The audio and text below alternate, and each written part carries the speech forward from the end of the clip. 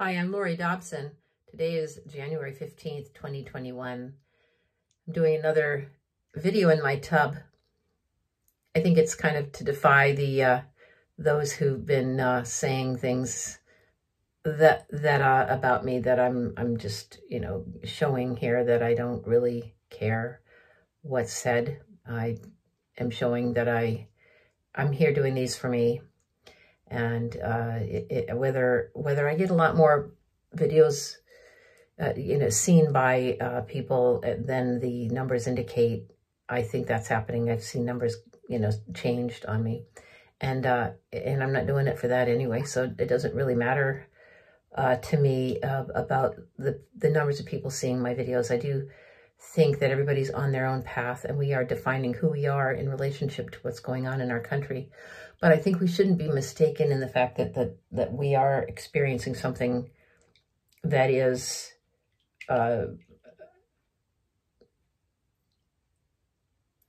beyond the scope of easy comprehension. And the way to find out what's going on is to look inside ourselves and not outside. And I think that's the major difference. The only way to really understand this at this point is to understand who we are. Are we creatures of fear? Or are we creatures that are not of fear, that have transcended fear, that are doing what we do for love of mankind and for the future benefit of the world, for our, I don't even think it's about country at this point. I think it's about world concerns. And I don't think this great reset is going to help countries. I think countries have to help countries.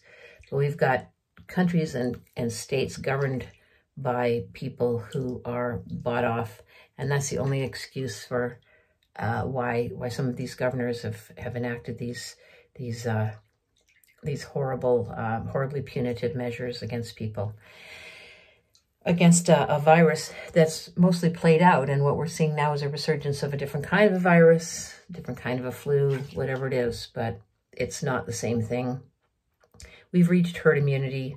If in fact they say that 80% of us are carrying it asymptomatically, and then we've got all these people that have come down with it and symptomatically, we've already gone way past any thresholds. Thought you might, choose to move the game, no matter how far he moves the game post over, we're already there with this virus. So this is not that's why they had to reintroduce some sort of mutant strain of it, which is, it could easily be yet another virus. Have we got any studies on this mutant that just appeared, or is it just a complete ploy and a tool for them to use to continue to get us all to agree to keep taking this vaccine, because they have to hurry, because sooner or later people are going to realize, it's going to play out in April just like the last time, just like every virus does. December to April is our window for these flus, these viruses. So, the people that wait are going to say, well, it's slowed down, which it will, because the flu will go away as well. And they can't keep those numbers conflated anymore. And they can't show the highness of the numbers of people catching it when it's gone. It's like hurricane season. You can't keep the same conditions in a town on alert for hurricanes when the hurricane season is over. So you have to keep coming up with ways to fear, to create fear and terrorize people. So things will keep shifting. It's not going to be the same thing now as it's going to be sooner. But right now, this Monday is when they're going to get this over 60s and the vulnerables to take this thing. And I think that's the key. The key driver was that they wanted these people to take it. And I believe it's because, when you have an older person dying, and whether it's COVID or old age or whatever, it always used to be called old age. They never had to define it as anything else when you were over a certain age, but it'll be a COVID death, because everything has to get, pumped into that camp just to keep the people afraid and to keep the lockdown happening just long enough. And just long enough to, to screw up people's second season. If people held out last year thinking by now it was surely going to be over. Remember, it was surely going to be over in April. We were going to have a new world again, The people that kept believing that after the you know, the whole flatten the curve thing didn't seem to work because they kept saying it was coming back in 2 and 3 waves and 4 and 5 and 6. And then the endless war on terror and the endless war on the coronavirus. As long as you believe, you're in for it. Until you stop believing and it's becoming so transparent and apparent to so many people, they can no longer expend the incredible strain of not understanding what their eyes are telling them and trying to concoct and come up with ways to accept and buy the explanations handed to them, like children. Well, that's because Santa Claus couldn't come because blah, blah, blah, blah, blah. Or the Easter Bunny, blah, blah, blah, blah, blah. Or the Tooth Fairy, blah, blah, blah, blah, blah. You know, or, you know, the America's Doctor, blah, blah, blah, blah, blah. So where do you get off that blah, blah, blah, blah, blah bandwagon? Where do you get off? I've gotten off. It came down when I was starting to question it. One side and then the other. One side I was over-fearing it, and then I started to wake up to the inconsistencies and decided to be open about it, make an open inquiry about it myself. And that's when I really got slammed by my town's EMT department, EMS service. And now they are all very involved they're going to be dispensing testing, and they're going to be dispensing vaccines, and the EMTs are going to be doing all this. You know, you get the people the first responders, the ones who are the most virtuous, they pump them up to talk about how virtuous we are. And then they want us to be the ones to be jabbed first, so we can be the ones to sell it to other people because we're the experts, so people will trust us. And the studies say that you'll trust an expert, you know, in the medical field 3 times more if they're, you know, if they're vouching for it. And of course, when you're willing to take it because your mates are taking it and you are forced by they're saying no one's forced to take the vaccine, but hello, LA students can't go back to school until they have the vaccine, and you can't do this and you can't do that, and you're going to watch it roll out. And I heard from somebody whose former husband was in a home, and not an older man, you know, mid-years, who was in a place, and they came through and said, we're vaccinating everybody. There was a case. So, and then strong-arming people. You know, you can do a lot when you're strong-arming people. You don't have to do it all across the board. You just have to do it here and there in selective pockets of resistance. And they know where those are because they have all the facts and figures and the numbers. And they know people like me who are out there talking about it, and they know other people. So, you know, part of my being ridiculous here is maybe it's a front, it's a guise, you know, it's a way I can allow plausible deniability that I have anything decent to say here.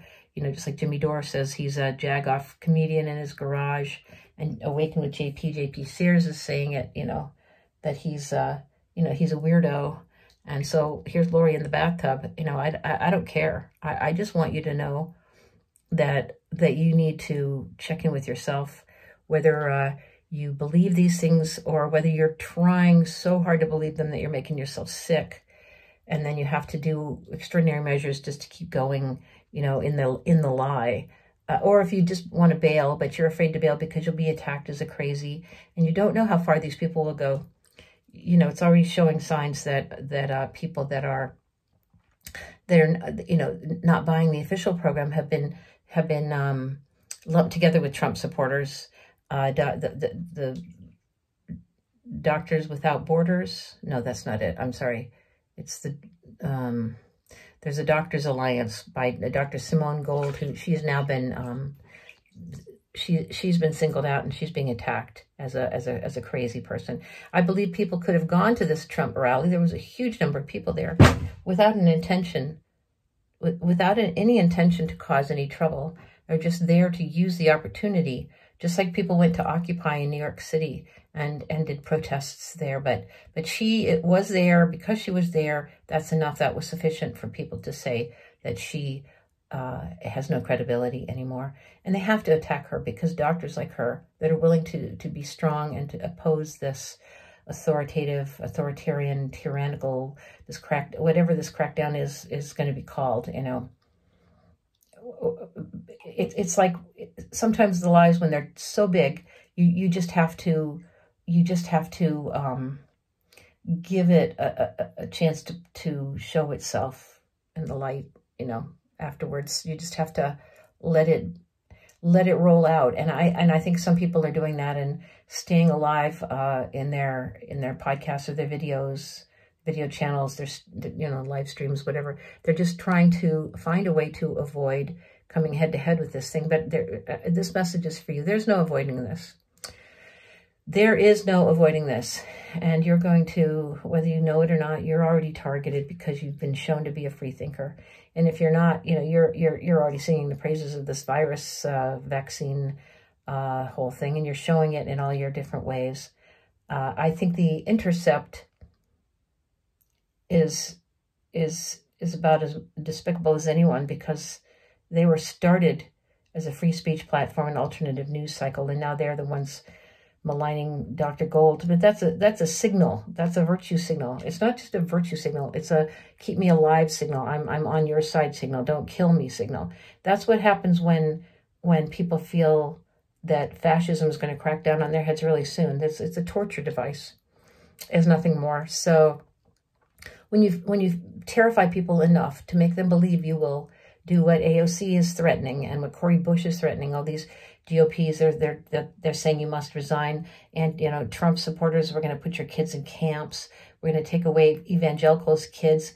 I mean, these things are said in maybe even in jest, but it's because people can get away with it now and not be condemned. So that's like a sanctioned racist type of thing, only it's not against races. It's a bigotry.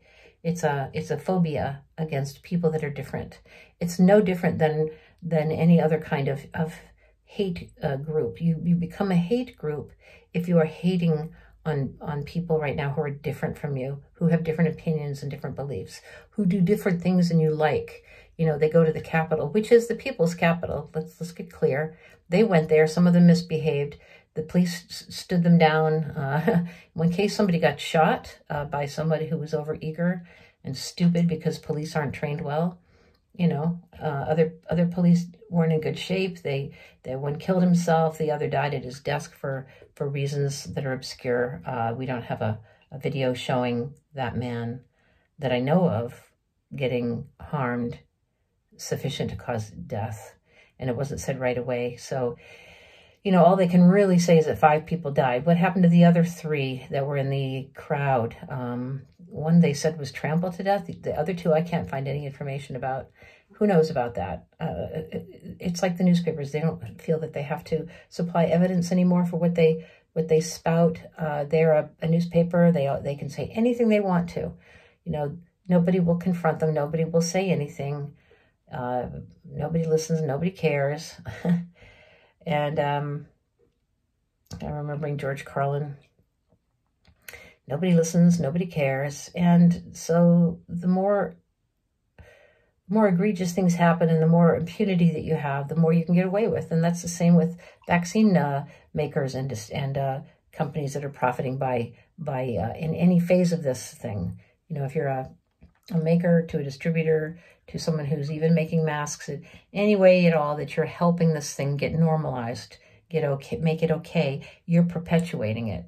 You're not saying, no, this is too far, this is too much, I don't agree with this, I don't understand why the real life important responses by valid, credible, peer-reviewed studies and doctors, why that has not factored into any of this. It is just still the same.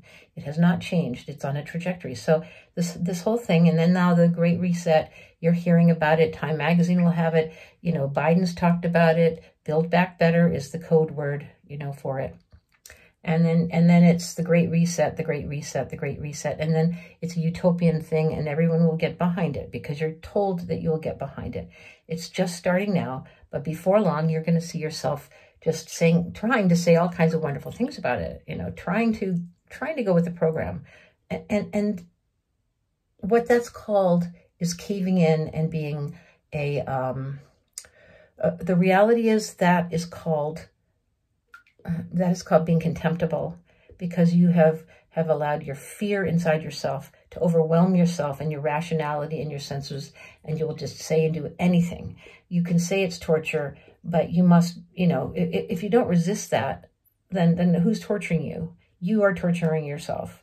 And you can see it on TV with these reporters who cannot seem to even bear to talk anymore without crying. And then they're saying, please just get this thing done, and using emotional blackmail on people, and the sympathy from the anchors saying, yes, you've gone, you know, it's so hard what you've had to witness, but if people would only do this and that. Everybody understands what emotional blackmail is. You know, you guilt somebody into doing something, and that's what you're getting. That's what you're getting, and that's what you're hearing. Mainstream media is cranking it out. They'll be cranking out other ways to get you to do it. Your neighbors are doing. This is the percentage of people that are doing it here in this county or there or in this city. There are certain holdouts, and they're on these streets. You know, certain people whose names, they'll just happen to get slipped out. The ones that are still waiting and not getting it. Or they'll be issued cards, or they'll all of a sudden not be able to use their cards, or they will be turned away at the stores. And you'll start seeing that, and you'll start seeing the evidence of tyranny in your face. And you're going to just think, okay, I must not think that this is like Nazi Germany or any other fascist country where fascism took root and took hold and closed the people off to where, you know, it's like in China now. You know, you have no freedom, you have no liberty. You know, we have a vanishing liberty. But it's necessary. It's critical. It's imperative that we defend it. We have what we have. It's a scrap heap it's turning into a scrap heap of a political system. But there are things in there to defend. You know, because they're based on the rights of man. You know, common law is what's good for the common people. It means everybody. It's not singled out to benefit one over another. And those are the laws to protect and defend. So whenever you want to know what to defend, what to hold out for, how about holding out for the right for the other person with the other difference to be embraced? In the movie The American President, Michael Douglas is doing this wonderful, you know, speech, and he's saying, if you want to defend the Constitution, you have to not just defend those who are saluting the flag, but those who are burning it in protest. That's a harsh message, and that was not that long ago that movie was out. And that was considered the speech that turned his presidency around when he was losing, to everyone being able to support him because he had the right ideas. He had the understanding of what freedom of speech really means and really, really how much it matters. And if we don't go there, if we don't defend it, and if we just are using the censorship of others as an excuse to silence the protests and the differences and the ways of thinking that we are just too scared to contemplate, then it's on us. Then we're sniveling beasts, and we have accepted our nature as inglorious, and we've turned into bastards that will you know, because that kind of thinking hurts other people in ways you don't even see maybe, but it hurts other people because you're not allowing them a chance to be free. You're denying freedom to others when you deny the freedom of speech in general. You're saying, I believe in your incarceration, in your enslavement, in your condemnation, in your you know, imprisonment, in your death. You're saying these things to people because economic death is real. That's why we sanction other countries. You know, what do we want to do when we want to hurt somebody? We deny them access to a life. And that's what we're doing when we don't allow other people a chance to disagree politely disagree. You know, and we have to start doing it. I disagree with you. I'll be polite, but I am not with your program. And we have to say it everywhere we see it. Everywhere to everyone. And it's hard when it's family, believe me. It hurts my days thinking about how much pushback I get when I'm just trying to be true to my own inner core beliefs. But they're mine, and I define myself by who I am. Jesus gave us an example. He said you have to be able to represent your own truth at whatever cost it takes. So it's love that this is for. It's the love of all people. Everyone has a right to live, to be free. Listen to JFK's speech. We all are still abiding by that you know, understanding. We all breathe the same air. We all want the best for our families, for our children, for a world that is a decent world. So let's make that decent world happen. Let's do it. Let's do it now, and let's not give each other any other excuses It's time to be open and verbal. Exercising free speech is a way to have it and to know you have it. All right, take care, guys. Have a good day.